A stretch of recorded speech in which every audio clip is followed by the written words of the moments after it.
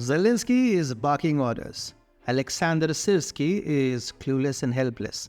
Ukrainian troops are marching towards yet another meat grinder. We will tell you all about it, but before that, if you're a fan of non-corporate funded free news and analysis, you have landed on the right YouTube channel. We publish 3 videos a day, first at 9:15 AM EST, second at 1:30 PM EST, and the third at 5:30 PM EST. So if that's of interest to you, next time someone tells you to take a beating for them, you must quip that your beating buffer is full for the month and they should try again later. Okay, let's begin. In a recent statement, Lieutenant General Aleksandr Pavlyuk, the head of the Ukrainian land forces, outlined Ukraine's military strategy in response to ongoing conflicts. During an interview with a local television station, Pavlyuk shared insights into Ukraine's plans to launch counteroffensive against Russia in 2024. This counteroffensive strategy involves creating a specialized strike group capable of executing counter-strike operations. Pavlyuk emphasized the importance of stabilizing the situation in the short term through careful preparation and training of the troops. The plan includes the regrouping of Ukrainian forces, which will see the rotation of the most exhausted soldiers with new units that are capable of conducting counterattacks and offensive maneuvers effectively. Recently, the Ukrainian military has encountered significant challenges on the battlefield, leading to substantial losses and an increase in territories controlled by Russian forces. A notable setback was experienced in the key city of Avdeyevka. Alexander Syrsky, the newly appointed commander-in-chief of the Ukrainian armed forces, made the difficult decision to withdraw troops from Avdeyevka to mitigate further casualties. Syrsky had previously led Ukrainian forces during the intense battles in Bakhmut.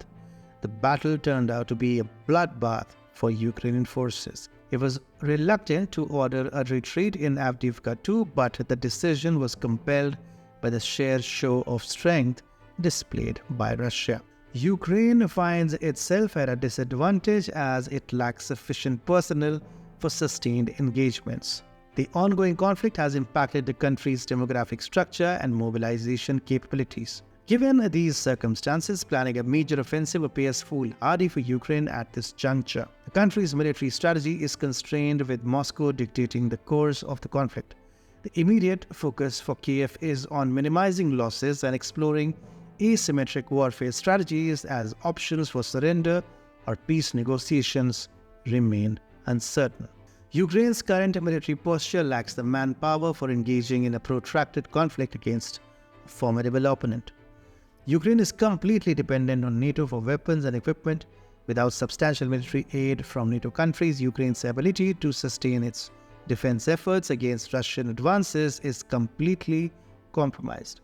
This reliance has led to Ukraine's strategic emphasis on high-impact psychological operations aimed at influencing Western public opinion, thereby justifying continued military support from NATO members.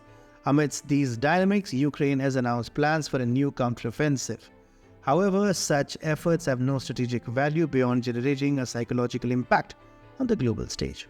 The intention is to maintain international media focus and legitimize the need for ongoing military aid rather than achieving tangible military objectives on the battlefield. Previous attempts at counteroffensives have resulted in significant Ukrainian losses and retreats from strategically important regions, with Russian forces neutralizing initial counterattacks. With the Ukrainian military facing a dwindling pool of human resources, any new counteroffensive would exacerbate Ukraine's precarious position, causing further depletion of its forces without achieving any gains.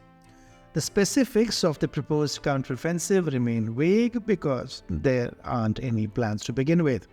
Lieutenant General Aleksandr Pavlyuk offered limited information in a personal statement during the interview. The Ukrainian military leadership, including newly appointed Commander-in-Chief Alexander Syrsky, has yet to provide detailed commentary on the plan. Given the challenging conditions on the ground and the history of delayed counteroffensive attempts, the timeline and feasibility of this new strategy are uncertain. The prospect of Ukraine launching a new counteroffensive is just a mad urge of Zelensky, sans any plans or direction. It is simply suicidal and poses devastating consequences for Ukrainian troops and their positions on the battlefield. The grim reality is that Ukraine might struggle to recuperate from another grueling Bakhmut situation. Zelensky must be feeling very scared after NATO gave Russia the head it coveted. The second head is, of course, Zelensky's. If you do not know which head I am talking about, here is a quick explainer video. Do watch.